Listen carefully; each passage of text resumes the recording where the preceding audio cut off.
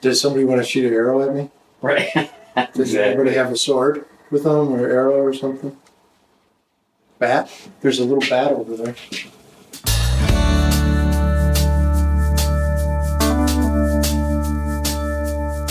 I don't have cable TV, so a show that I recently got into is called Vikings. I really enjoyed it. It was an awesome show, and that led me down a path of researching Viking history, mythology, armament, everything about them.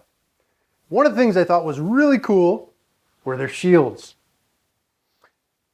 I thought it'd make a great project, so I went ahead and built one. Now, a couple things that really surprised me in making this shield was the thickness. Like, I expected the shield to be at least an inch thick, maybe an inch and a half thick. And they're not at all. They were a ½ inch thick, roughly, pretty light.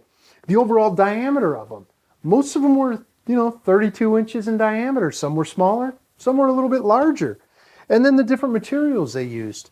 They would either wrap the face of it and the back of it with a linen or a leather.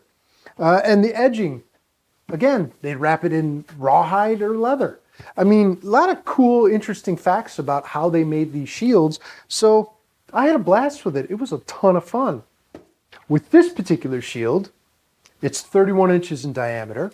I wrapped the outside with rawhide. I also used rawhide for the lacing. I've got linen on the front and the back. The center is a piece of metal that I shaped up over at the motorcycle shop. And then the little nails are spikes that I made over at the shop also. On the back, it's got a single one-piece handle that goes across the boards to add strength to it. I carved, or burnt actually, some runes into the side and did a little raven up here. It just sort of seemed like it would fit, right? I don't really have any other reason for that. But it's pretty cool overall. It's fun. And maybe I'll find a need for it, I don't know. Please like and subscribe and leave comments. I love comments.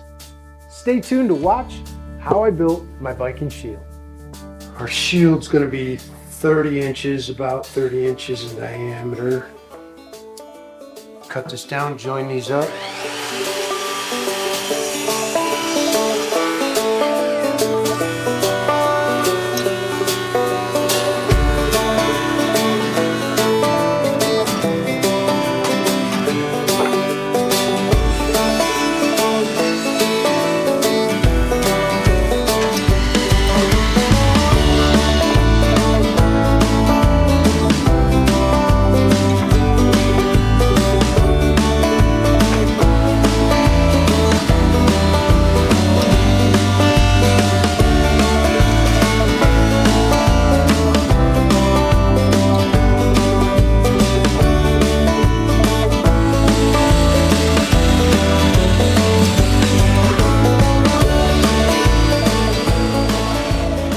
So if you've seen any of my other videos, you know I love using the Domino machine, but as you're about to see, I am still finding new ways to screw it up.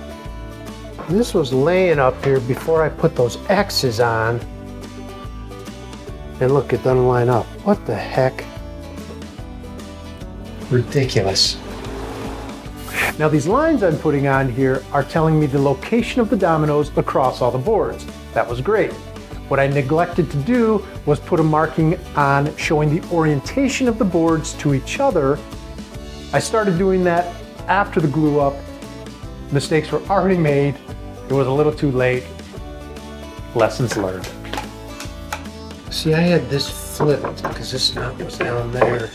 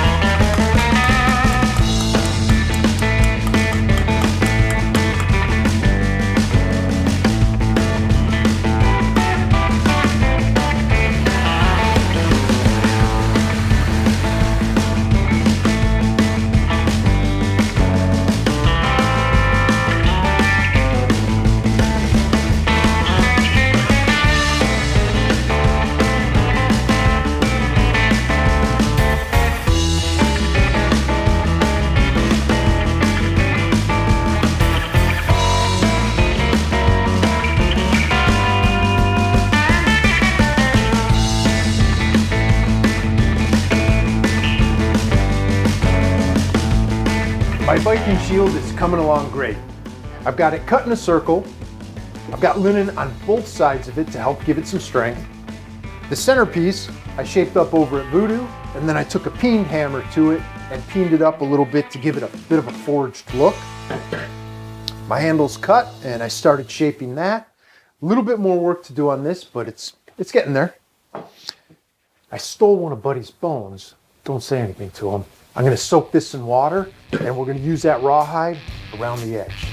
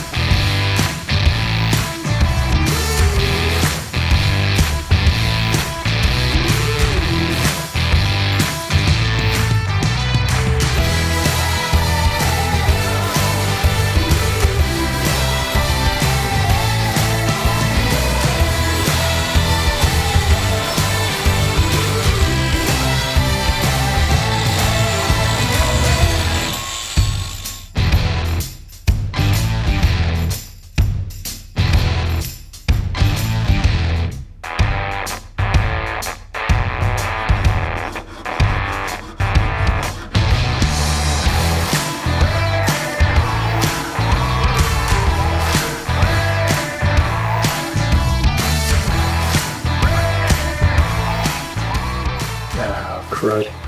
That's what I was worried about. Nope, no, wait, I need that. I need that. It might work alright.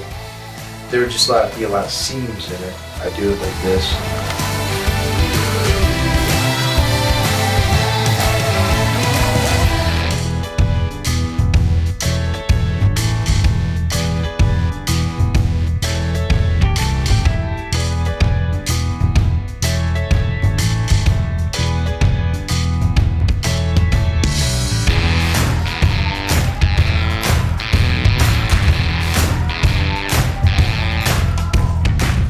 I did some tests on soaking. I hadn't worked with rawhide before and I wanted to see how long it needed to soak to be workable. Now these strips were cut in 3-inch wide by 36-inch long pieces. The ounce weight was probably around 4 ounces and I let it soak for 1 hour and 15 minutes. I found that time to be very manageable and it wasn't really slimy and disgusting to work with.